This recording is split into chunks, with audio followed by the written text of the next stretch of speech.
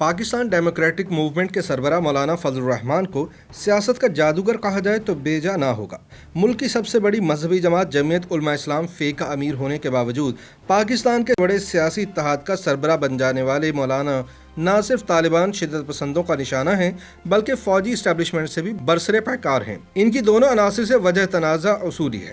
وہ پاکستان کے دیگر مولویوں کی طرح کبھی بھی جہاد کشمیر کا قائل نہیں رہے، جسے پاکستانی اسٹیبلشمنٹ نے 70 برسوں سے عوام کو ماموں بنانے اور آدھا ملکی بجٹ اپنی جیبوں میں ٹھونسنے کے لیے استعمال کیا ہے۔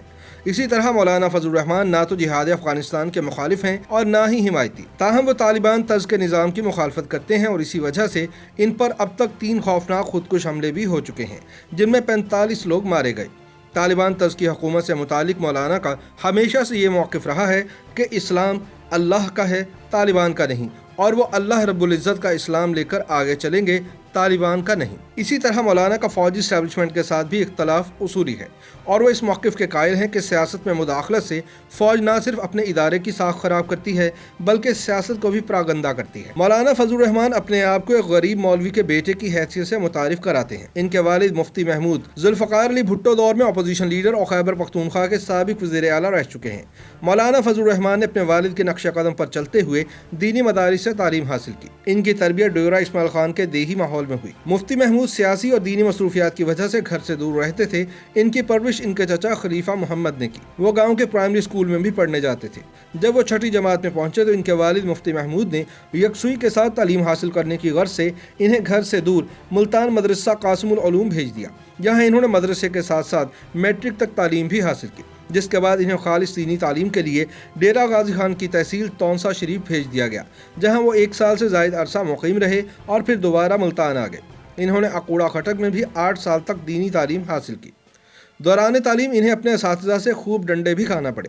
اس عرصے میں ان کے والد مفتی محمود نے انہیں جلسوں، جلوسوں اور سیاسی سرگرمیوں سے دور ہی رکھا۔ انہوں نے اپنے والد کے برعکس ایک شادی پر ہی اکتفا کیا۔ مولانا فضل الرحمان کو بچپن میں والی بال کھیلنا پسند تھا۔ جب ان کے والد کی وفات ہوئی تو پھر سیاست کے میدان کے کھلاڑی بن گئے۔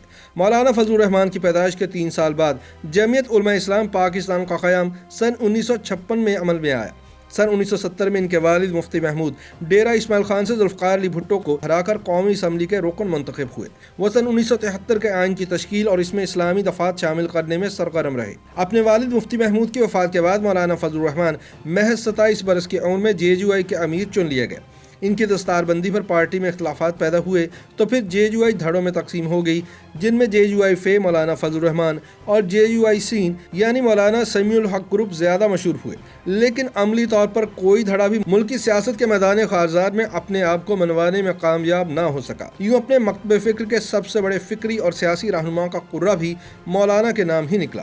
مولانا فضل الرحمان مختلف حکومتوں کا حصہ رہے، لیکن ان کی سیاست میں زیادہ تیزی سن 2002 کے بعد دیکھنے میں آئی۔ کچھ تجزیہ کاروں کا کہنا ہے کہ مولانا فضل الرحمان کا طرز سیاست رین سیکنگ پالیٹکس والا ہے، یعنی وہ پریشر گروپ کا کردار ادا کرتے ہیں۔ ان کے خیال میں مولانا فضل الرحمان حکومت بنانے کی نیت سے انتخابات نہیں لڑتے، وہ تمام حلقوں سے اپنے نمائندے تک نہیں کھڑے کرتے، تو پھر وہ حکومت کیسے بنا سکتے ہیں؟ لیکن مولانا کا کہنا ہے کہ پاکستان میں صرف الیکٹیبلز کی سیاست چلتی ہے۔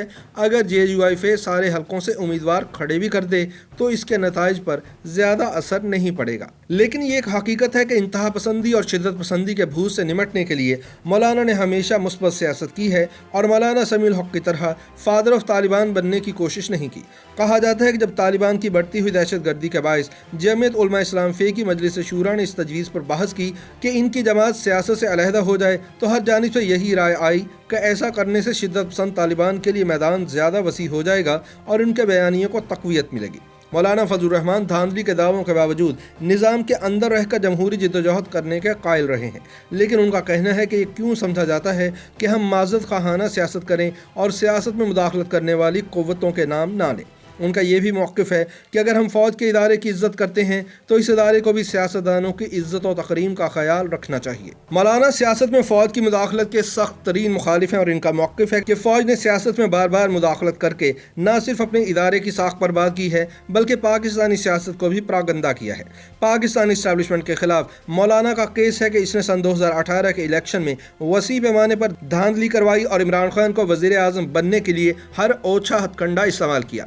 یاد رہے کہ عمران خان کے قریب ترین ساتھی علی امین گنڈاپور نے مولانا فضل الرحمان کے خلاف ڈیرہ اسماعیل خان سے الیکشن جیتا تھا، لیکن مولانا کا موقف ہے کہ انہیں وسیع پیمانے پر دھاندلی کر کے ہرایا گیا تھا، جس کے ذمہ دار موجودہ فوجی قیادت ہے۔ جب JUI کو سن 1997 کے انتخابات میں شکست کھانا پڑی تو مولانا فضل الرحمان نے تب بھی اس شکست کا ذمہ دار نواز شریف کی بجائے اداروں کو قرار دیا تھا۔ ان کا کہنا تھا کہ دھاندلیوں کے ذریعے ہم کو بار بار ہراتے رہو اور اخبارات کے ذریعے بدنام کرتے رہو، میڈیا ٹرائل کرو اور پھر یہ تاثر دو کہ قوم نے مولویوں کو مسترد کر دیا ہے۔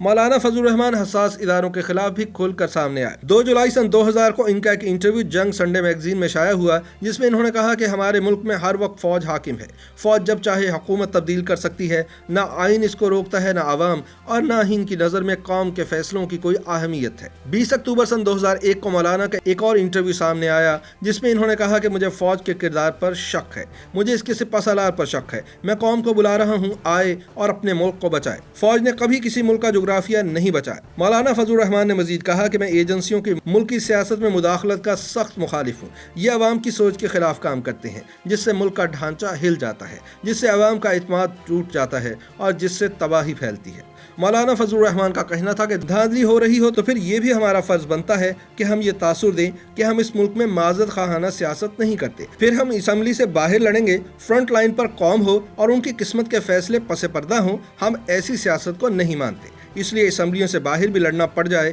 تو گریز نہیں کریں گے۔ بے نظیر بھٹو کی حکومت کے خلاف اپوزیشن اور جماعت اسلامی کے حکومت مخالف دھرنوں کی مخالفت کرتے ہوئے مولانا فضل الرحمان نے موقف اختیار کیا تھا کہ بے نظیر نے بہت سی غلطیاں بھی کی ہیں، ان کی سوچ اور ان کے مشیر بھی غلط ہیں، ان کی سب خرابیوں پر تنقید کی جا سکتی ہے، لیکن 5 مہینوں کے بعد استعفوں کی بات کرنا اور سسٹم کو غلط قرار دینا اور دوبارہ الیکشن کی بات کرنا، یہ کہاں کی سیاست ہے؟ سن 1994 میں سابق وزیر اعظم نواز شریف کو ہدف تنقید بناتے ہوئے مولانا نے کہا تھا کہ نواز شریف جس ماحول میں پلا بڑا ہے وہاں سیاست نام کی کوئی چیز نہیں تھی اور ان کی تربیت بھی سیاسی نہیں ہوئی، اس لیے میں کہتا ہوں کہ نواز شریف کو نہ حکومت کرنا آتی ہے اور نہ اپوزیشن، وہ دونوں سے آ رہی ہے۔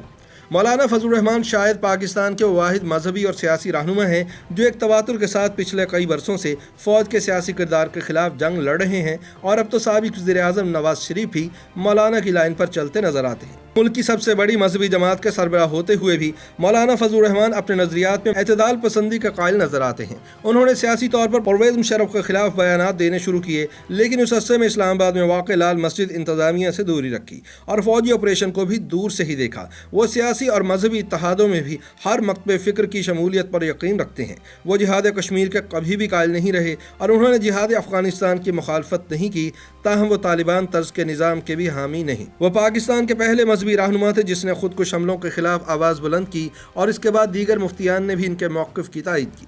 مولانا فضل الرحمان اور ان کی جماعت کے دیگر قریبی رہنماؤں پر بھی خود کش حملے ہوئے جن میں درجنوں لوگ مارے گئے، لیکن پھر بھی مولانا پیچھے نہیں ہٹے اور ان کا یہ موقف رہا کہ اسلام اللہ کا ہے، طالبان کا نہیں، اور وہ اللہ رب العزت کا اسلام لے کر آگے چلیں گے، طالبان کا نہیں۔